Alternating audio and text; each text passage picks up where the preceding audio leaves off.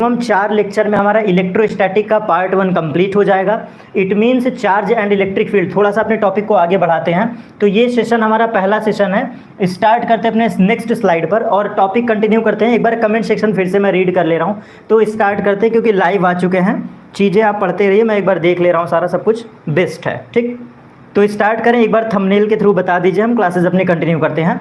चलिए, क्योंकि maximum 40 to 45 minute की क्लासेस हैं, तो अब थोड़ा कंटेंट दे दिया जाए, कुछ बातें तो बिल्कुल क्लियर आप समझिएगा। कुछ चीज़ें क्या है सर आपके लिए, देखो इलेक्ट्रोस्टैटिक का ये आपका लाइव लेक्चर है इलेक्ट्रोस्टैटिक्स का। और इलेक्ट्रोस्टैटिक्स के बारे में आज हम नो डाउट थोड़ा सा बेसिक पढ़ेंगे, और कुछ बच्चों को ये जानकारी नहीं होती है। तो इलेक्ट्रोस्टैटिक में 2 चैप्टर हैं। मैं बिल्कुल टू द पॉइंट बात करूंगा चैप्टर फर्स्ट पर, और ये चैप्टर फर्स्ट जो हमारा है that is charge and electric field. Electrostatic का जो चैप्टर नंबर 1 है that is charge and electric field, that is charge and electric field.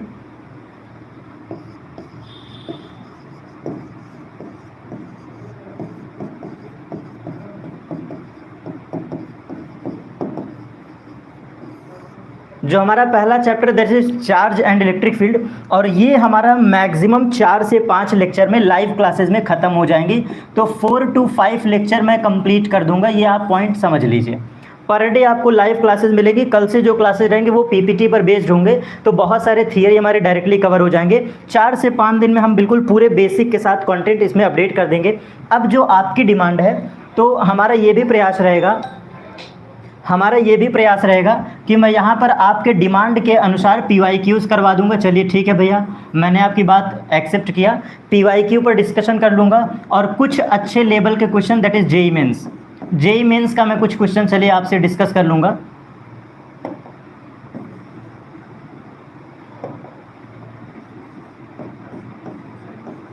ठीक है, तो जेई मेंस का मैं डिस्कशन बिल्कुल कर दूंगा। और जितने बेसिक क्लास आपके बोर्ड एग्जाम से रिलेटेड हैं, इट मींस बोर्ड एग्जाम से रिलेटेड जितने भी क्वेश्चन हैं, बोर्ड एग्जाम से रिलेटेड, ठीक, इतना मैं पहले चैप्टर में आपकी डिमांड पूरी कर दूंगा। ये हमारी क्लास है, ठीक है। तो उम्मीद करता हूं कि हमारी बातें आप समझ गए होंगे। तो शुभारंभ करते हैं इलेक्ट्रोस्टैटिक के पहले पोर्शन से, और अपने चलते हैं अगली स्लाइड पर। तो देखिए, सबसे पहले हम यही समझेंगे कि व्हाट इज़ इलेक्ट्रोस्टैटिक्स। बिल्कुल टू द पॉइंट, ज़्यादा देर टाइम ना लेते हुए बिल्कुल टू द पॉइंट हम चीज़ें अपनी रखेंगे आपके सामने, ठीक। तो सबसे पहला क्वेश्चन हमारा यही होता है कि what is इलेक्ट्रोस्टैट।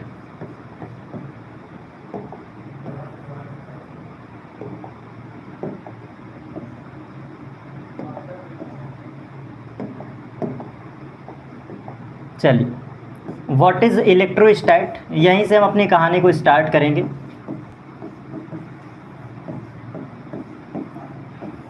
What is electrostatics, ठीक है।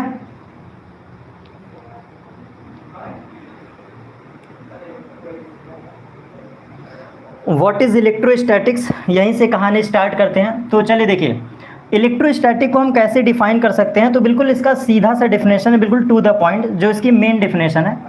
इलेक्ट्रोस्टैटिक्स का बिल्कुल सिंपल सा कॉन्सेप्ट होता है, study of charge which is at rest, study of charge which is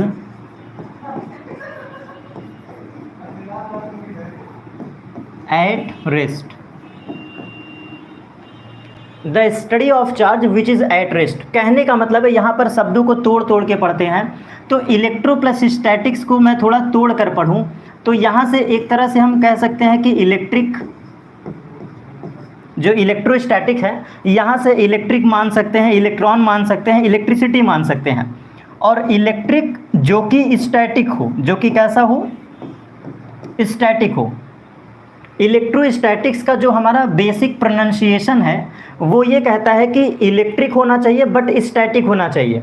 और इलेक्ट्रिसिटी हमारी तभी जनरेट होती है जब हम स्टडी ऑफ चार्ज के बारे में बात करें। इट मीन्स बिल्कुल क्लियर सा कॉन्सेप्ट, बिल्कुल क्लियर सा कॉन्सेप्ट कि ये जो हमारी इलेक्ट्रिसिटी है, इलेक्ट्रिसिटी मैं इस पर बात कर रहा हूँ, थोड़ा सा पॉइंट पर समझने का गौर करिएगा थोड़ा सा।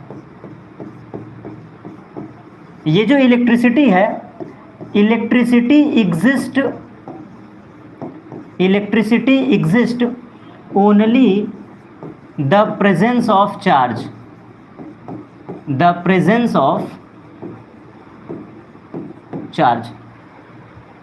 इट मीन्स यहाँ पर छोटा सा पॉइंट मैं बिल्कुल क्लियर करना चाहता हूँ। जी भैया गुड इवनिंग जितने लोग भी आ चुके हैं, गुड इवनिंग भैया। मैं सबकी बातें सुन रहा हूँ, थोड़ा सा टॉपिक मैं पढ़ा रहा हूँ तो इसलिए कमेंट सेक्शन पर गौर नहीं कर रहा हूँ, तो आप नाराज़ मत होइएगा, चीज़ें पढ़ते चलिएगा, समझते चलिएगा, ठीक है। मैं आपके सामने फ़ोन ये रिप्रेजेंट भी कर दे रहा हूँ, मैं चीज़ें देख रहा हूँ, सब कुछ बेस्ट है, ठीक है। तो थोड़ा सा मैं कॉन्सेप्ट पर आ चुका हूँ और आप सभी को मालूम है कि जब मैं कॉन्सेप्ट पढ़ाता हूँ तो कमेंट सेक्शन पर थोड़ा सा कम ध्यान देता हूँ। तो देखिए ये पॉइंट हमारा एकदम, अब एक लाइन में सुनिएगा। इलेक्ट्रोस्टैटिक्स जो पोर्शन है, इलेक्ट्रोस्टैटिक्स को हम ऐसे पढ़ेंगे, that is electricity plus static. बातें क्लियर? और इलेक्ट्रिसिटी तभी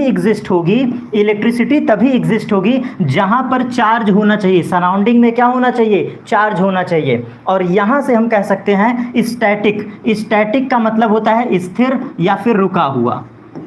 स्टैटिक का मतलब होता है स्थिर या रुका हुआ। तो हम सिंपल सा कॉन्सेप्ट कहेंगे, जहां पर चार्ज मूव ना करे, it means velocity of charge क्या हो, जीरो हो। जो हमारा चार्ज है वो मूविंग चार्ज ना हो, तो इस केस में हम सीधी सी बात करेंगे कि जो चार्ज है वो स्टैटिक होना चाहिए, रुका हुआ होना चाहिए, does not moving of charge. तो यहाँ पर क्लियर कॉन्सेप्ट हम कहाँ क्या समझे इलेक्ट्रोस्टैटिक्स के बारे में। तो एक लाइन में डेफिनेशन को डील करता हूँ। इलेक्ट्रोस्टैटिक के according two point the study of charge which is at rest, मतलब हम यहाँ पर रुके हुए चार्ज का स्टडी करेंगे, ठीक है। अब दूसरा पॉइंट मैं आगे लेके चलता हूँ, यहाँ से आगे चलते हैं। अब सबसे पहला पॉइंट ये आता है कि इलेक्ट्रोस्टैटिक्स आया तो है, चलो यहाँ तक सब कुछ सही था, लेकिन इलेक्ट्रोस्टैटिक्स पोर्शन में हम क्यों study of charge he start करते हैं। थोड़ा सा यहाँ पर मैं कुछ पॉइंट आपके सामने रिप्रेजेंट करना चाहता हूँ, चीज़ें एक्सप्लेन करना चाहता हूँ।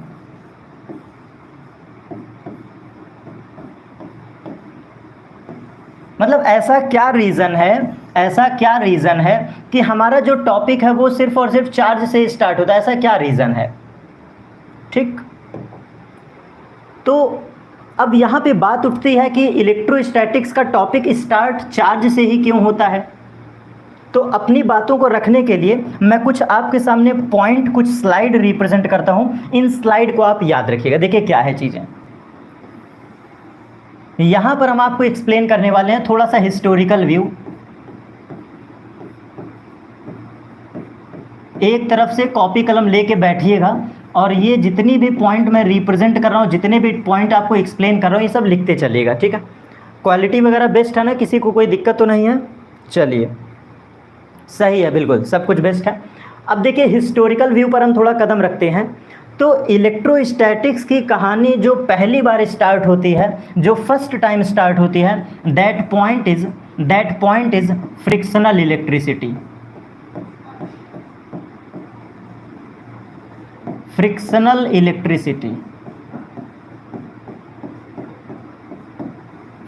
इलेक्ट्रिसिटी।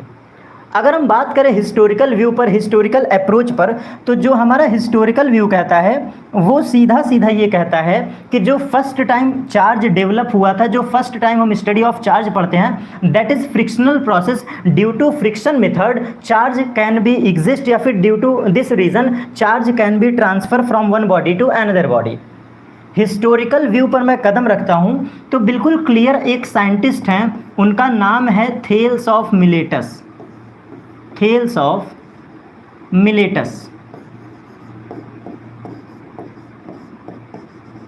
एक साइंटिस्ट है, उनका नाम है थेल्स ऑफ मिलेटस, और थेल्स ऑफ मिलेटस ने ही फर्स्ट टाइम पहली बार बताया था स्टडी ऑफ चार्ज के बारे में। मतलब थेल्स ऑफ मिलेटस ने स्टडी ऑफ चार्ज के बारे में फर्स्ट टाइम एक्सप्लेन किया था। ड्यू टू दिस रीजन कहा जाता है कि जो चार्ज के फादर है, मतलब फादर ऑफ इलेक्ट्रिसिटी या फिर फादर ऑफ चार्ज, ये हमारे कौन है, थेल्स ऑफ मिलेटस हैं। तो स्टडी ऑफ चार्ज के बारे में फर्स्ट टाइम इन्होंने ही चीज़ें एक्सप्लेन किया था। उम्मीद करता हूँ आपको इतने में कोई डाउट नहीं हुआ होगा। तो हिस्टोरिकल व्यू ये कहता है कि जो इलेक्ट्रिसिटी प्रोड्यूस होती है, इलेक्ट्रिसिटी जो प्रोड्यूस हुई है, ये पहली बार फ्रिक्शनल प्रोसेस से स्टार्ट हुआ है। Due to friction method charge can be exist या फिर चार्ज कैन बी प्रोड्यूस। और ये बातें बताया कौन है? That is Thales of Miletus. Historical approach आपको दे रहा हूँ। तो थेल्स ऑफ मिलेटस ने इसके बारे में स्टडी किया। तो यहाँ पर मैंने एक पॉइंट लिख दिया है, स्टडी ऑफ चार्ज या फिर स्टडी ऑफ इलेक्ट्रिसिटी इन्होंने किया है। अब ये सारी घटनाएं, ये सारी इवेंट कब हुई हैं? तो ये भी आप याद रखिएगा, ये कहानी में बात कर रहा हूँ लगभग 600 BC, 600 BC।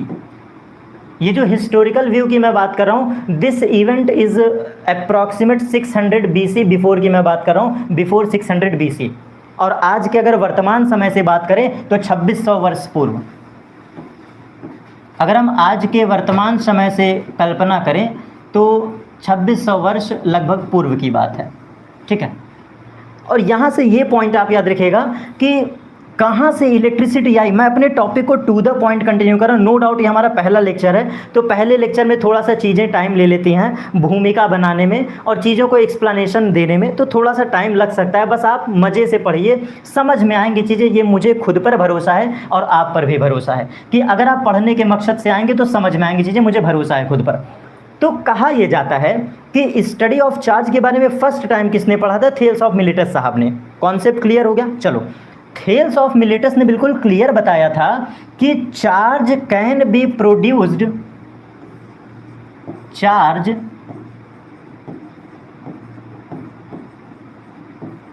Can be produce, charge can be produce, charge can be produce only friction process, friction process. इनका क्लियर कॉन्सेप्ट है, चार्ज को हम सिर्फ और सिर्फ इजीली प्रोड्यूस कर सकते हैं ड्यू टू फ्रिक्शन प्रोसेस। और ये बातें आगे चलकर और मतलब डिफाइन होंगी और कुछ चीज़ें इसमें करेक्शन भी होगा, लेकिन थेल्स ऑफ मिलेटस ने यही कहा था क्योंकि थेल्स ऑफ मिलेटस साहब ने दो सब्सटेंस को आपस में रब किया था। तो ये पॉइंट आप याद रखिएगा कि हिस्टोरिकल व्यू यहाँ से माना जाता है। थोड़ा समय आगे चलता हूँ, थोड़ा समय आगे चलता हूँ। अब फ्रिक्शन प्रोसेस में क्या होता है, कैसे चार्ज का कॉन्सेप्ट आया है, थोड़ा सा मैं यहाँ पर डील करना चाहता हूँ। तो चलिए एक डायग्राम के थ्रू समझाता हूँ। मैंने एज्यूम किया ये कोई सब्सटेंस ए है और ये कोई सब्सटेंस बी है। कोई ऑब्जेक्ट मान लो, कोई बॉडी मान लो, कोई इंसुलेटिंग बॉडी मान लो, जो भी आपको मानना है अभी के लिए एज्यूम कर लो। मैंने दो सब्सटेंस ले लिया, ए एंड बी, ठीक है, A and B.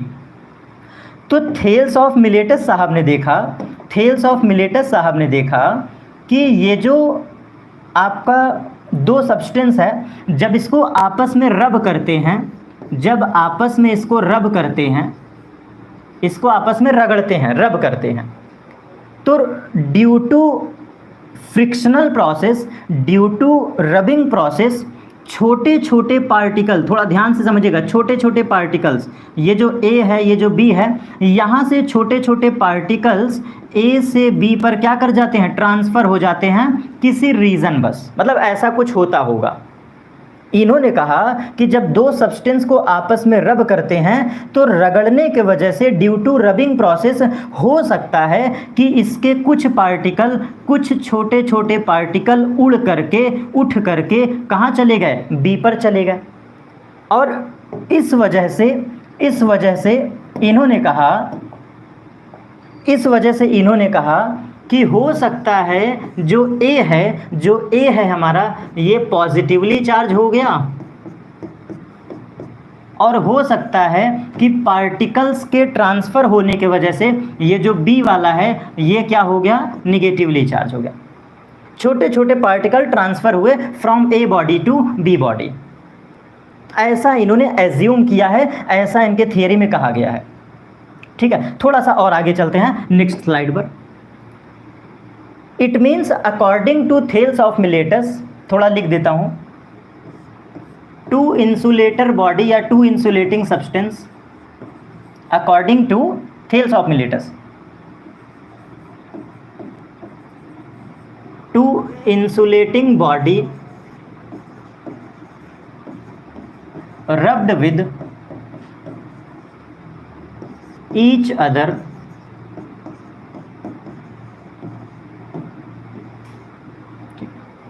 To insulating body rubbed with each other अब यहाँ पे क्या होगा, जब हम दो बॉडी को आपस में रब करते हैं तो ड्यू टू दिस प्रोसेस होगा क्या, बिल्कुल सिंपल सा कॉन्सेप्ट, जो हमारी बॉडी ए है और जो हमारी बॉडी बी है, दो ही केस हैं, डिफरेंट पेन से समझाऊंगा, बहुत ध्यान समझिएगा। हो सकता है कि कुछ पार्टिकल ए से बी पर चले गए हों, कुछ पार्टिकल ए से बी पर चले गए हों, ये देखिए एरो से मैंने रिप्रेजेंट कर दिया। हो सकता है कि दो बॉडी को रब करने की वजह से ए से बी पर कुछ पार्टिकल चले गए, और फिर हम ये भी देखो, जो पॉसिबिलिटीज़ हैं मैं उसकी बात कर रहा हूँ, जो पॉसिबिलिटीज़ हैं, हो सकता है कि कुछ पार्टिकल बी से ए पर आए हों, ये भी प्रोसेस पॉसिबल है, बी से ए पर भी कुछ पार्टिकल जा सकते हैं। अब दोनों पॉसिबिलिटीज़ बिल्कुल जायज़ हैं, हो सकता है, दोनों की प्रोबेबिलिटी इक्वल है। तो यहाँ पर इन्होंने जो एक्सपेरिमेंटली देखा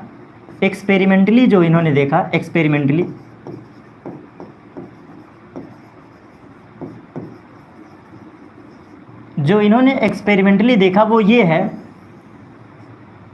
कि when two substance are rubbed with each other then they attract the light object particles, या फिर they attract some lint particles, some light objects.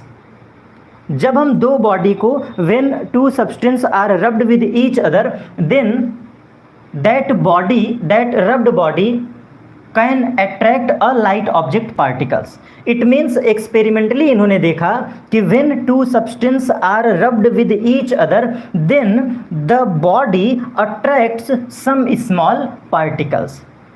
This is called frictional electricity, this is called electricity, and this is the main process of production of charge.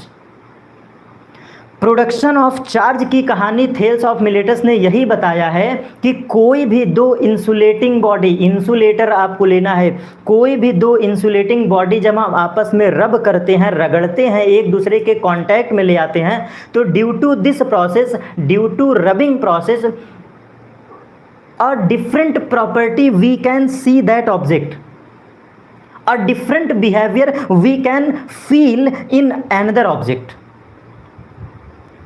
समस्या तो नहीं हो रही, थोड़ा comment section में आपसे चीज़ें मैं पूछ लूँ, कोई दिक्कत तो नहीं है? जो बातें मैं बोल रहा हूँ क्या आपको समझ में आ रही हैं, कोई दिक्कत तो नहीं है? चलिए, कमेंट सेक्शन में मैसेज कुछ और ही चल रहा है कोई दिक्कत नहीं है, कुछ लोग पढ़ रहे हैं, कुछ लोग आपस में बतिया रहे हैं, बात कर रहे हैं, कोई ना, चलता है। चलिए देखिए, तो हमारे कहने का मतलब है कि जब हम दो सब्सटेंस को आपस में रब करते हैं, कोई भी आप दो बॉडी ले लो, आपस में रब करोगे, तो यहाँ पर होता क्या है कि जो बॉडी आपने आपस में रब किया है, ये रब्ड बॉडी एक डिफरेंट बिहेवियर रिप्रेजेंट करती है, दैट इज़ अट्रैक्शन प्रॉपर्टी। तो हम यहाँ पर एक नोट करके लिख देते हैं, the property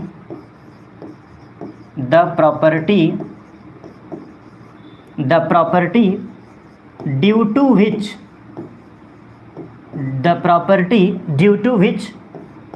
they attract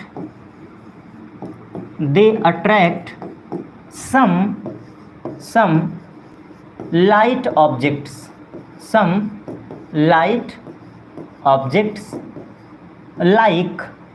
like teeny particles, हम कह दें teeny particles, like straw, like paper, small piece of paper। तो ये सारी चीज़ें मैं एक्सप्लेन कर रहा हूँ। The property due to which they attract some light objects, that is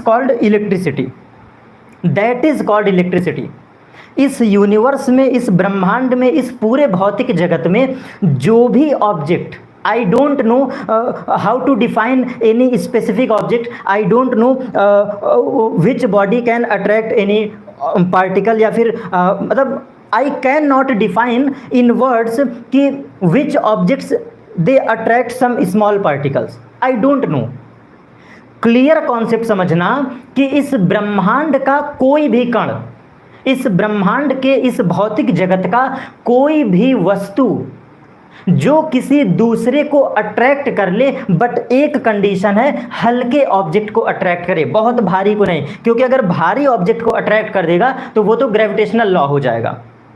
यहां पर यह कहा जाता है इलेक्ट्रिसिटी की सबसे बड़ी प्रॉपर्टी है कि the property due to which they attract some light object, that is called electricity. तो ये जो हमारा नोट है ना, this is the basic definition of electricity, this is the basic phenomena of frictional electricity, this is the basic phenomena of charge, how to produce charge.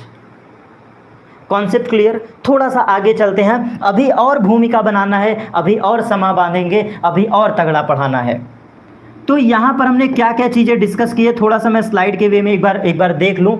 तो यहाँ से हमारी क्लासेस स्टार्ट हुई है, ये भी हमारे लिए कुछ काम का टॉपिक नहीं है। यहाँ से हम पढ़ते हैं इलेक्ट्रोस्टैटिक्स के बारे में, हमने बिल्कुल क्लियर बता दिया। और यहाँ पर याद रखिएगा, इलेक्ट्रिसिटी तभी प्रोड्यूस होगी जब हमारे सराउंडिंग में कौन हो? चार्ज। याद रखिएगा, electricity only exist in the presence of charge, electricity only exist in the presence of charge.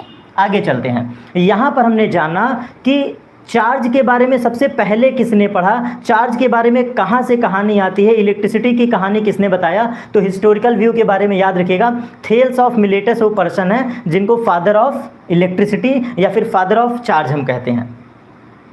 इन्होंने ही चार्ज को प्रोड्यूस किया है, ये नोट करके लिख लीजिएगा। Father of electricity, father of charge कौन है? Thales of Miletus.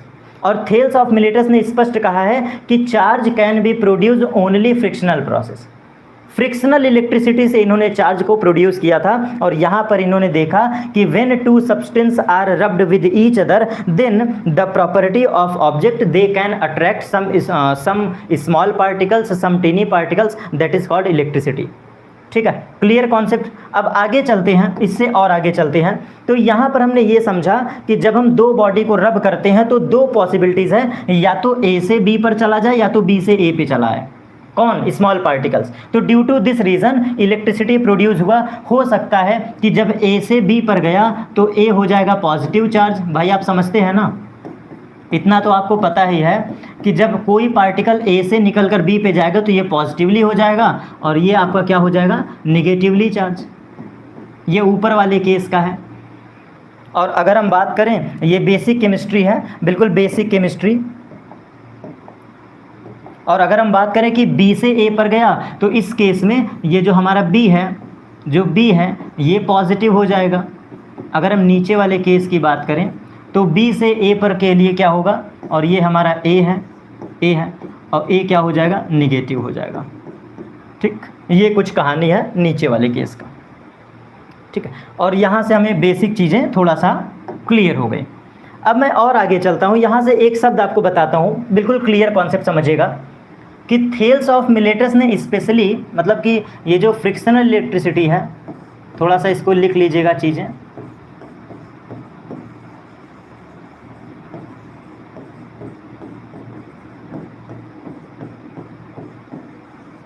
Frictional electricity की बात करूं या फिर मैं स्टैटिक चार्ज के बारे में बात करूं, या मैं बात करूं स्टैटिक चार्ज के बारे में, और या फिर मैं बात करूं production of charge.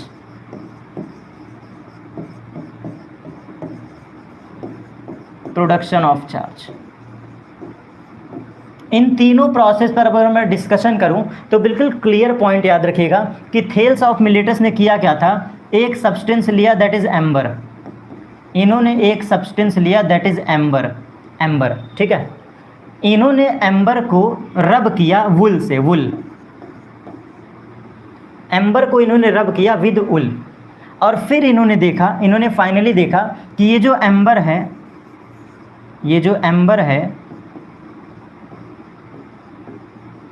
these amber substance, this amber substance, they attract some small particles, they attract some light object particles। इन्होंने देखा इस चीज़ को एक्सपेरिमेंटली, इन्होंने देखा कि ये जो हमारा एम्बर है, जब इस एम्बर को हम वुल से रब करते हैं तो इस एम्बर ने हल्के हल्के कणों को आकर्षित करने का गुण जो है, प्रॉपर्टी है, इन्होंने रिप्रेजेंट किया। ठीक है, एक्सपेरिमेंटली ये बातें इन्होंने देखा है, किताबों में ये लिखा हुआ है।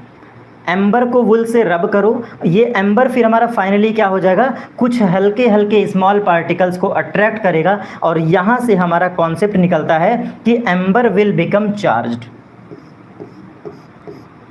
ये जो आपका है एम्बर विल बिकम चार्ज्ड, बात समझे। और फिर यहाँ पे हम कह सकते हैं कि एम्बर हमारा फाइनली चार्ज हो चुका है। स्टैटिक इलेक्ट्रिसिटी भी यहीं से प्रोड्यूस हुई है, प्रोडक्शन ऑफ चार्ज भी यही है, और फ्रिक्शनल इलेक्ट्रिसिटी का ये जीता जागता उदाहरण है आपके सामने इस स्लाइड में। ये एक्सपेरिमेंटली इन्होंने देखा है। अब मैं बात करता हूँ अपने नेक्स्ट स्लाइड पर, थोड़ा सा और आगे चलते हैं। तो ये तो बेसिक कहानी थी, ये बेसिक कहानी थी। एक नोट करके आप लिख लीजिएगा, एक नोट करके आप पॉइंट लिख लीजिएगा, नोट करके। क्या है ये नोट? जो हमने अभी एम्बर सब्सटेंस लिया है ना, एम्बर, ये एम्बर हमारा सब्सटेंस है। जैसे ढेर सारे पार्टिकल होते हैं, ढेर सारे ऑब्जेक्ट होते हैं, as a sodium, silicon, magnesium, aluminium, लोहा, जितने भी, कॉपर, जैसे सब्सटेंस होते हैं ना, तो एम्बर भी हमारा एक तरह से क्या है, सब्सटेंस है। और ये जो एम्बर सब्सटेंस है, ये येलो कलर का रेजिनस ऑब्जेक्ट है। कैसा ऑब्जेक्ट है? रेजिनस। ये हमारा रेजिनस ऑब्जेक्ट है, ठीक, रेजिनस ऑब्जेक्ट। क्लियर? फिर दूसरा पॉइंट, ये हमारा जो एम्बर है, ये पाया कहाँ जाता है? तो ये बाल्टिक सागर के पास आप जाओगे तो बाल्टिक सी पर ये पाया जाता है, बाल्टिक सी, ठीक, बाल्टिक सी। तीसरा पॉइंट आप याद रखिएगा, क्या है वो पॉइंट? आइए, तीसरा पॉइंट, जो एम्बर शब्द है, जो एम्बर वर्ड है, ये जो एम्बर है, ये एम्बर, याद रखिएगा, एम्बर वर्ड का जो मतलब सिनोनिम है, एम्बर वर्ड का जो सिनोनिम है, इस सिनोनिम को हम लोग कहते हैं इलेक्ट्रिसिटी। बहुत ध्यान से समझिएगा, जो एम्बर है ना, एम्बर जो सब्सटेंस है, एम्बर का सिनोनिम वर्ड है इलेक्ट्रिसिटी, और इलेक्ट्रिसिटी से ही वर्ड निकला है इलेक्ट्रॉन, और इस इलेक्ट्रॉन से ही ये वाला हमारा इलेक्ट्रॉन भी निकला है जो आज के वर्तमान समय में आप पढ़ते हैं। ये इलेक्ट्रॉन, इलेक्ट्रिसिटी, इलेक्ट्रॉन, और ये वाला electron, as well as electric field, as well as electric field,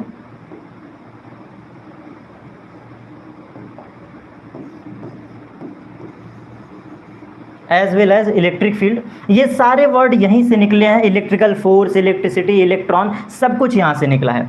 आप कहोगे सर ये आया कहाँ से, इसके बारे में बताया कौन है? तो एक बार और हम चेंज करते हैं पेन, एंड आपको फिर से ये भी नोट, ये सारे पॉइंट बहुत इंपॉर्टेंट है आपके लिए। तो इसके बारे में डॉक्टर गिलबर्ट ने बताया, एक साइंटिस्ट है, उनका नाम है डॉक्टर गिलबर्ट। मैं पूरा एक एक पॉइंट आपको एक्सप्लेन कर रहा हूँ। डॉक्टर गिलबर्ट ने बताया है, और इनकी बुक का नाम है डी मैग्नेटे,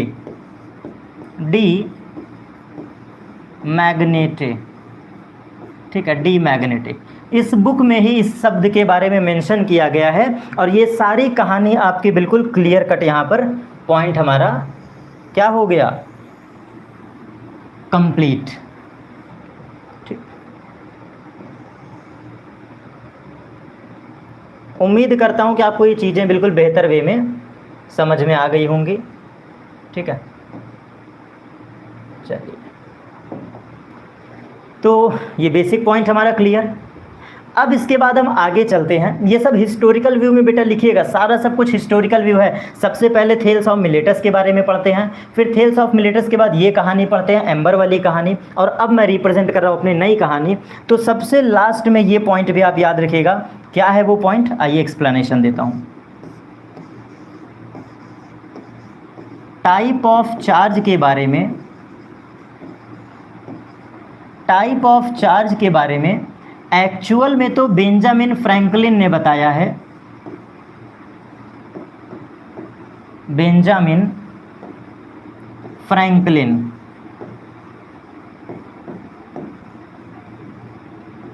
ठीक, एक्चुअल में टाइप ऑफ चार्ज के बारे में बेंजामिन फ्रैंकलिन ने बताया है। और क्या टाइप इन्होंने बताया है? इन्होंने कहा कि charge are two type, first is positive,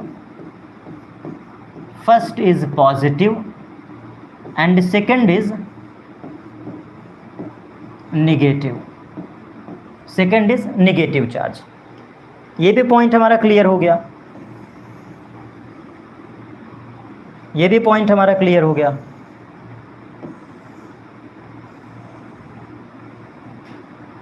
चलिए, टाइप ऑफ चार्ज के बारे में भी हमने समझ लिया। अब और आगे चलते हैं। अब यहाँ पर नोट करके आप बिल्कुल अपने माइंड में बैठा लीजिएगा। फर्स्ट टाइम मतलब कि ओवरऑल अगर हम बात करें, अगर हम आपसे बात करें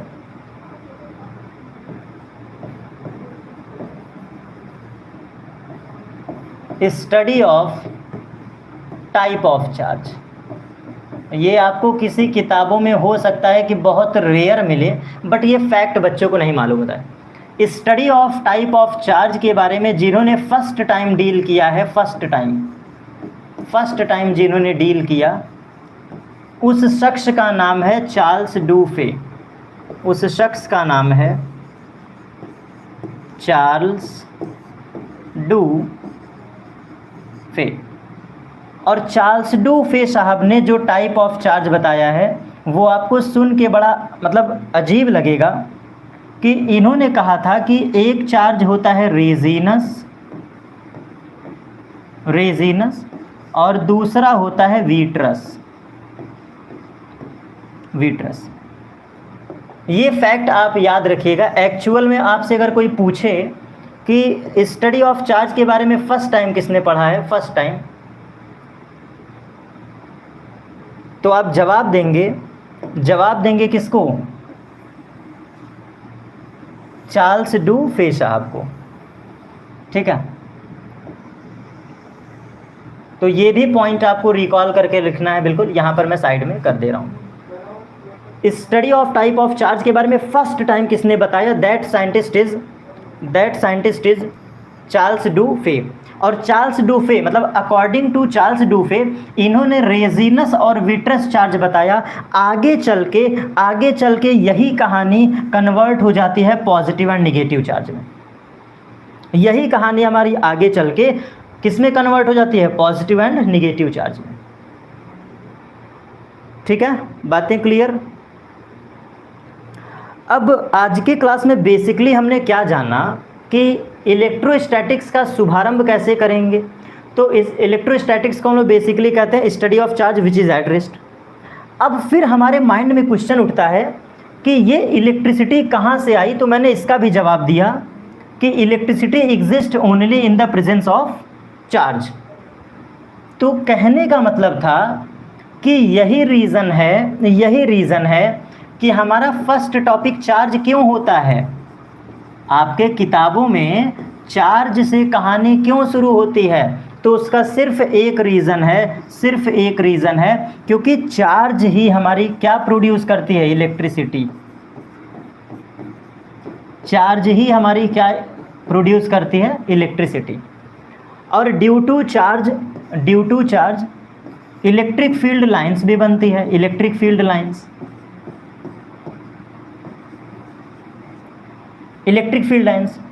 due to charge electric force भी आता है। थोड़ा सा अब मैं कॉन्सेप्ट पर आगे चल रहा हूँ। इलेक्ट्रिक फोर्स भी आता है। Due to charge magnetic field भी आती है। Magnetic field, due to charge magnetic field भी आती है। तो आप जरा बारीकी से समझना, मैं टू द पॉइंट डिस्कशन कर रहा हूँ। अभी भी हमारा लेक्चर स्टार्ट नहीं हुआ है, आप ये मान के चलो लेक्चर अभी भी नहीं। ये सब बेसिक है, क्वेश्चन नहीं आते, लेकिन एक भूमिका बनाने के लिए मुझे पूरे क्लास में मेंटेन करना पड़ रहा है। तो चार्ज ही इकलौता एक ऐसा शख्स है जो मैग्नेटिक फील्ड भी बनाता है, इलेक्ट्रिसिटी भी प्रोड्यूस करती है, इलेक्ट्रिक फील्ड भी बनाती है, इलेक्ट्रिक फोर्स भी बनाती है।